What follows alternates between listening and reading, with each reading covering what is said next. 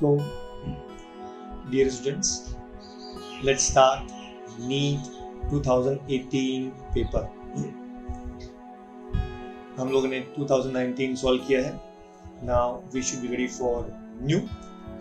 Please start preparing yourself very well. कमर कस लीजिए। Actually थोड़ा सा मैं चाहता हूँ कि जब आप वीडियो देखें तो आपको बोर भी न हो। मैं आपको कुछ इजी क्वेश्चन पूछूंगा, उसमें हम लोग रिडल्स खेलेंगे। It will hardly will take 5 minutes. It will be invested, एक वेस्ट भी नहीं होगा, आपका माइंड भी शार्प होगा और आपको उसके एंड ऑफ द वीडियो में आपको 3 क्वेश्चन के आपको आंसर देना है। वो अभी आपके पास में रखो और I will give you prize also. In fact, I'll give you a prize of 1000 rupees after 10th video. मैं आपको 1000 रुपये दूंगा अगर आपने सही करेक्ट आंसर दिए। और उससे कुछ कंडीशंस है, डिफिकल्ट नहीं है, खाली बस in between I will inform you. तो you be ready for the quiz और साथ में आप वीडियो देखते रहिए और पढ़ते रहिए, लेकिन केवल बीच में आपको थोड़ा सा एंटरटेन करने के लिए, आपका माइंड फ्रेश करने के लिए I will ask you few questions और उस मोमेंट्स के लिए भी यू विल बी पेड। मैं आपको 1000 रुपीज दूंगा। Is that clear? So before I start the video I ask you one question. The question ये है कि एक आदमी के घर में चोर घुसता है और वो आदमी चोर को पकड़ने की कोशिश करता है। इस दौरान चोर का चाकू उसके पेट में लगता है और वो मर जाता है और वो चोर भाग जाता है। उस दिन 15 अगस्त रहता है डेट, और नेक्स्ट डे जब लोगों को मालूम पड़ता है कि हत्या हुई है तो 3 आदमी हैं।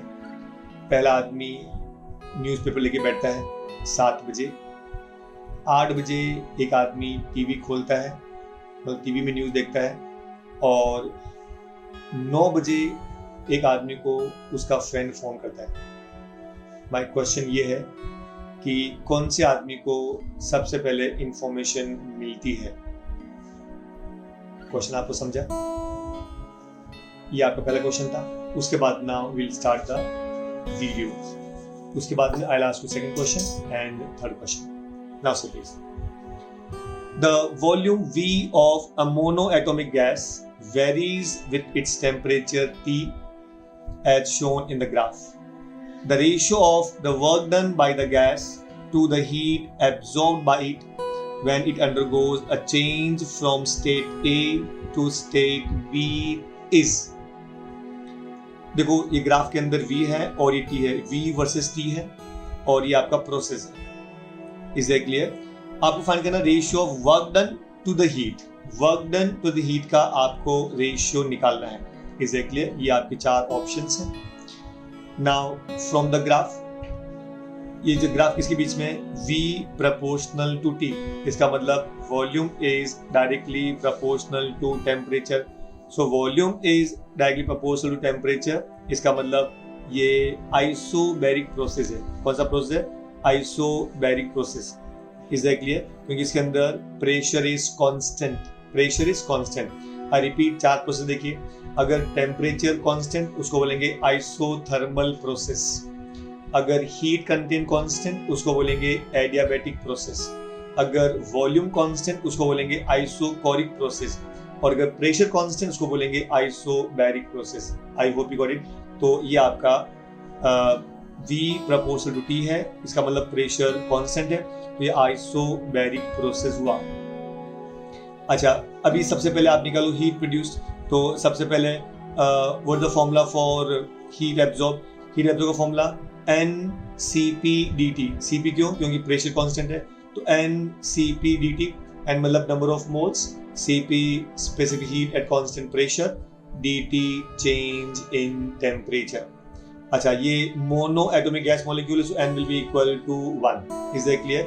Now NCP specific heat, अच्छा, specific heat at constant pressure for monoatomic के लिए CV is 3/2R. I repeat, याद रखना CV, क्योंकि mono atomic gas has 3 degrees of freedom. It has 3 degrees of freedom. Mono atomic gas molecule. Therefore, it will be 3/2R. तो CP जब आप add करते हैं तो उसके अंदर +2 कर देते हैं, so it is 5/2R. तो याद रखना, अगर मोनो एटॉमिक है तो पहले आप CV निकालेंगे, CV की वैल्यू होता है 3/2R, तो उसके अंदर प्लस 3/2 + 1 5/2R, तो ये आपका हो गया CP. तो CP is 5/2R. ये आपको CP मिल गया. तो वापस dq will be what? N into 5/2R into dt. Say question number 1. अभी what's the work done? So work done is equal to, it is PdV. Work done is PdV. So PdV will be equal to what? NR dt. PdV will be NR dt. Is that clear? Now अभी आप इसको divide कर दो. So work done upon dq. So work done is NR dt divided by, what's the dq? It is N into 5/2R into dt. dt will get cancel, N will get cancel, R will get cancel, 2 will go up, so it is 2/5. I hope you got it. कोई doubts के अंदर? Now से please आपको actually इसके बाद में you remember the degrees of freedom, तो इससे आपको और भी चीजें क्लियर होगी. Next part number 2. The fundamental frequency of an open organ pipe is equal to the third harmonic of a closed organ pipe. If the length of the closed pipe is 20 centimeter, the length of open pipe is. तो आपके पास एक open pipe है, उसका fundamental frequency is equal to third harmonic of closed pipe. Is that clear? और close pipe का length आपको दिया है 20 सेंटीमीटर, तो बताओ ओपन पाइप का लेंथ कितना होगा. ओपन पाइप का लेंथ कितना होगा ये आपको निकालना है. Is that clear? सबसे important fundamental frequency of open pipe, it is V/2L. O मतलब ओपन पाइप, सो V/2L. याद रखना, फंडामेंटल फ्रीक्वेंसी V/2L, उसको बोलेंगे फर्स्ट हार्मोनिक. क्या बोलेंगे? First harmonic. Second harmonic 2 times V/2L, third harmonic 3 times V/2L, and therefore open pipe में the harmonics are integral multiples of fundamental frequency. ये आपको याद रखना है. मैं आपको हर एक सम के अंदर पूरा डिटेल में बताऊंगा, तो आपको ऑलमोस्ट चैप्टर भी आपका कॉन्सेप्ट, पूरी चैप्टर का कॉन्सेप्ट आपको क्लियर हो जाएगा. अभी third harmonic of close pipe. Close pipe का third harmonic is 3 times V/4L.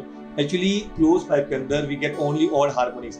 आपको फंडामेंटल फ्रीक्वेंसी मिलेगा V/4L, उसके बाद में सीधा आपको थर्ड हार्मोनिक मिलेगा 3 times V/4L, उसके बाद आपको सीधा फिफ्थ मिलेगा, उसमें इवन हार्मोनिक्स प्रेजेंट नहीं रहता है. ये बात आपको याद रखना है. सो क्लोज पाइप में only odd harmonics are present. Is that clear? So it is 3 times V/4L. तो fundamental frequency of open pipe is equal to third harmonic of close pipe. O for open pipe and C for close pipe.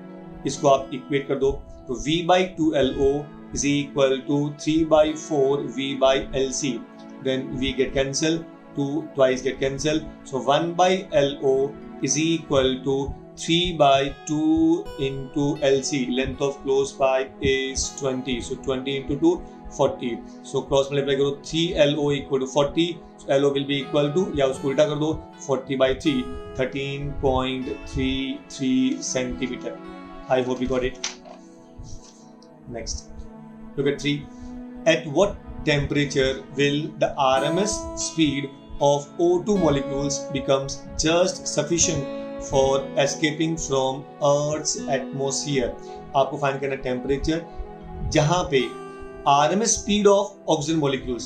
Oxygen molecules का जो speed है that will be equal to escape velocity from the Earth.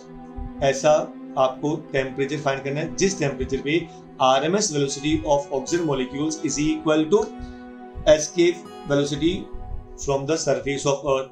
आपको mass of oxygen molecule दिया है and आपको दिया है K, Boltzmann constant. Is that clear? तो आपको कंडीशन क्या दिया है? RMS velocity should be equal to SK velocity. तो SK velocity from the earth is always 11.2 km per second. ये हमेशा फिक्स है अर्थ के ऊपर. It doesn't depend upon the angle, doesn't depend upon anything else. Depends purely on the आपको molecule. अगर surface of earth है तो surface of earth पे हमेशा independent of angle कोई भी, चाहे आप रॉकेट सीधा भेजेंगे या इसको टेढ़ा भेजेंगे, कैसे भेजेंगे, तो rocket always will have the speed of 11.2 kilometre per second. ये आपका अर्थ के सरफेस पे यही आपका एस्केप वेलोसिटी रहेगा. Is that clear? So it is 11.2 kilometre 10⁻³ metre per second. I hope you got it. अच्छा, देन कंडीशन क्या दिया है? VRMS is equal to escape velocity. Condition आपको क्या दिया है? VRMS is equal to escape velocity. Is that clear? Then what is the formula for VRMS? It is nothing but what? RMS velocity is what? Root of 3 kT by m. Root of 3 kT by m. What's a K? It's a Boltzmann constant. T absolute temperature. M mass of molecule. I hope you got it. Then that's equal to escape velocity.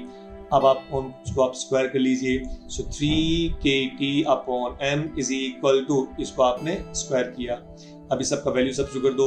3 into के का value 1.38 into 10⁻⁻23 into T divide by mass आपको दिया है 2.76 into 10⁻⁻26 equal to 11 का square 121. सो approximately 11.2 है तो उसको आप 125 लिख दो अप्रोक्सीमेटली. सो 125 इंटू 10⁻⁶. अभी आपको इसको क्रॉस मल्टीप्लाई करना है. अच्छा, याद रखिए जब आप सीटी जब सॉल्व करते हैं ना नीट वगैरह में, तो आपके पास टाइम बहुत कम होता है, या आप बैठ के आप मल्टीप्लाई नहीं कर सकते. फॉर एग्जांपल ये 1.38 है, इसको आप अप्रोक्सीमेटली 1.4 पकड़ने का ट्राई टू अंडरस्टैंड. सो 1.4 हो गया तो 1.4 इंटू 3 14 3 जा 42. तो 4.2 था, उसको आप 4 ही पकड़िए. आई रिपीट, आप देखिए यहाँ चूंकि हमने क्या किया कि जिसको हमने 1.3 को 1.4 पकड़ा, मतलब यहाँ हम थोड़ा ज्यादा ले लिया था, तो जब लास्ट में मल्टीप्लाई होता है ना उसको हल्का कम कर दो तो वापस एग्जैक्टली उतने रहते हैं. सो 1.34 को आपने 4 लिया, 1.4 14 3 42, तो 4.2 था तो उसको 0.2 पर उड़ा दो तो 4 आंसर. Is that clear? तो ये आपका आंसर 4 हो गया. अच्छा, सेकंड थिंग, ये 2.76 है, उसको आप 3 पकड़ लीजिए. Is that clear? ये 3 है और मल्टीप्लाई करो 125 टू 3, सो 12 125 इंटू 375. 375 को आप डिवाइड करो 4 से, ऑलमोस्ट 4 8 जा 32, तो आपका answer will be close to 8. ये बात आपको याद रखना है. द नीट के अंदर सबसे इंपॉर्टेंट पॉइंट है कि इसको आप मल्टीप्लाई करने बैठेंगे तो आपके पास टाइम ही नहीं मिलेगा. सो अप्रोक्सीमेटली जब जैसे आपने क्या मल्टीप्लाई करने से पहले इसको हमने बड़ा मान लिया था, तो जब मल्टीप्लाई करेंगे ना तो थोड़ा और कम कर देने का, तो वो एग्जैक्टली इक्वल होता है. Is that clear? तो इसका अगर आप अप्रोक्सीमेट वैल्यू लेंगे तो आपको 100% आंसर मिलेगा और टाइम भी कम लेगा.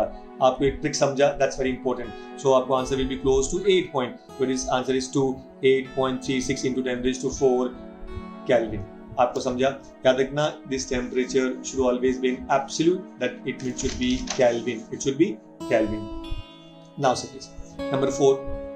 The efficiency of an ideal heat engine working between the freezing point and boiling point of water is. Efficiency of an ideal heat engine working between the freezing point and boiling point of water is. अच्छा, याद रखिए, सबसे पहले आपको ये मालूम होना चाहिए कि what do you mean by freezing point? 0 degree Celsius बोले तो 273 kelvin. Then boiling point 100 degree Celsius बोले तो 100 plus 273 373 kelvin. I hope you got it. हमेशा आपको जो इसमें टेम्परेचर रहेगा वो हमेशा एब्सोल्यूट रहेगा, मतलब केल्विन में होना चाहिए. Is that clear? नाउ अभी आपको फॉर्मूला मालूम होना चाहिए efficiency of ideal heat engine. Efficiency eta is equal to 1 minus T2 by T1. T2 is nothing but what? The temperature of the sink, मतलब लोवेस्ट टेम्परेचर. ये याद रखना, sink का आइडियल इंजन के अंदर हमेशा सिंक है वो कम रहता है और सोर्स हमेशा हाई पे रहेगा. सोर्स हमेशा हाई पे रहेगा. तो ये जो T2 टेम्परेचर है सिंक का और T1 है सोर्स का. सोर्स हाई टेम्परेचर है जहां से आपको एनर्जी लेनी है और सिंक को आपको देनी है. सो T2 कितना दिया है? इट इज फ्रीजिंग, मतलब 0 डिग्री सेल्सियस, मतलब 273 केल्विन. और सोर्स का आपका 373 because 100 plus 273 it is 373. Then it is 100 by 373 into 100, that is 26.8 10%, ये आपको आंसर चाहिए परसेंटेज में, इसलिए हमने इसको 100 से मल्टीप्लाई कर दिया है। आई hope you got it. Okay, अब आपको मैं एक छोटा सा क्वेश्चन पूछ लेता हूँ। डिटेल छोटी सी है। अप्रैल मई जून में बहुत गर्मी पड़ती है। क्वेश्चन क्या है? अप्रैल मई जून में बहुत गर्मी पड़ती है, जुलाई अगस्त सितंबर में बहुत बारिश होती है, और दिसंबर जनवरी फरवरी में बहुत सर्दी पड़ती है। मतलब मुंबई में नहीं, बाकी अपनी पूरी कंट्री के अंदर। तो क्वेश्चन ये है कि keeping these 3 seasons in mind, आपको दिमाग में रखना है ये 3 सीजन में। तो खाली आपको ये बताइए कि कौन से महीने में बच्चा सबसे कम रोता है? कौन से महीने में बच्चा सबसे कम रोता है? This is question number 2। चलते हैं वापस। 5th question, 5th MCQs। A carbon register of 47 plus minus 4.7 kilo ohm is to be marked with rings of different colors for its identification. The color code sequence will be, the color code sequence will be, आपको इसमें देखना है कि उसमें sequence क्या रहेगा। ये आपको इंपॉर्टेंट थिंग है। 47 plus minus 4.7 kilo, 47 plus minus 4.7 kilo, तो आपको किलो मतलब 10⁻³ ओम, तो हमने किलो की जगह लिख दिया 10⁻³ ओम। अभी 47 का ये 4.7 है, वो 10% होता है। Is that clear? तो मैंने लिया 47 इंटू 10⁻³ प्लस ये जो प्लस माइनस है वो उसका 10% है। इस देखिए, अब आपको कलर कोड कैसे याद रखना है? वैसे तो आपको सब मालूम रहेगा, लेकिन कलर सबसे पहले स्टार्ट्स फ्रॉम 0, 1, 2, 3, 4, 5, 6, 7, 8, 9। ये आपको कलर से कोड नंबर शुरू होता है 0 से, शुरू होता है 0 से। अभी सबसे पहले 0 किसका होता है? ब्लैक का। उसके बाद में ब्राउन, रेड, ऑरेंज, येलो, आपको समझा? Green, blue, violet, grey and white. लेकिन इसको आप याद कैसे रखने का? Very simple. 0 चालू करो, बी, ब्लैक का 0, ब्राउन का 1। तो अगर आप फर्स्ट लेटर लेंगे ना सभी कलर्स का, तो आपको वेरी फर्स्ट लेटर लेगो black, brown, red, orange, red, yellow. उसको लेंगे B B ROY, B B ROY goes to bring a very good wife. B B ROY याद रखना है, खाली इतना याद रखना है कि स्टार्ट विद द 0, बीबी। अच्छा, आपके पास कंफ्यूजन क्या रहेगा कि ब्लैक पहले रहेगा कि ब्राउन पहले रहेगा? तो जब आप डिक्शनरी देखते हैं तो ब्लैक में BL और ब्राउन में BR, तो BL पहले आता है इसलिए ब्लैक पहले आएगा। ये चीज आपको क्लियर हो गया? वैसे ही वहां पे ग्रीन और ग्रे में भी ग्रीन पहले आएगा और ग्रे बाद में आएगा। Is that clear? तो कैसे याद रखेंगे? 0 से ब्लैक, तो याद कैसे रखेंगे? ब्लैक 0, बीबी रॉय ROY, ब्लैक का 0, ब्राउन का 1, रॉय रेड का 2, ऑरेंज का 3, रॉय का Y, येलो का 4, ऐसा। सो ये याद रखिए, B Roy, BBROY, goes, G for goes, B for goes to bring, V for very, G for grey and W for wife. So BB Roy goes to bring a very good wife, ये आपको याद रखना है। I repeat. अच्छा, उसके बाद में of gold silver no colour hair, gold का 5%, सिल्वर का 10% एंड नो कलर का 20%। आई होप यू गॉट इट। तो ये आपको याद रखना है, गोल्ड का 5%, 10 का सिल्वर का 10% एंड नो कलर का 20%। तो यहाँ आपको 10% दिया है, मतलब सिल्वर है। तो वापस देखो 4, इसका मतलब 0 से क्या? तो ब्लैक, BBROY, 4 किसका है? येलो का, तो येलो। उसके बाद में 0 का ब्लैक है, ब्लैक को छोड़ दो, फिर ब्लैक है BBROY goes to bring very, 7 कौन सा है? V फॉर वॉयलेट, ये वर्ड आ गया। एंड 10⁻3, ये पावर 3 किसका है? B को 0 दो, ब्लैक छोड़, फ्लैग का 0 है, ब्राउन BBRO, थर्ड किसका आया? ऑरेंज का, तो ये आपका orange and 10% is silver. So yellow, violet, orange and silver. I hope you got it. ये बात आपको याद रखना, बहुत इंपॉर्टेंट ट्रिक्स है, आपको इजीली क्वेश्चन समझेगा पक्का आपको।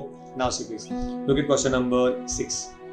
A set of n equal registers of value R which are connected in series to a battery of EMF E.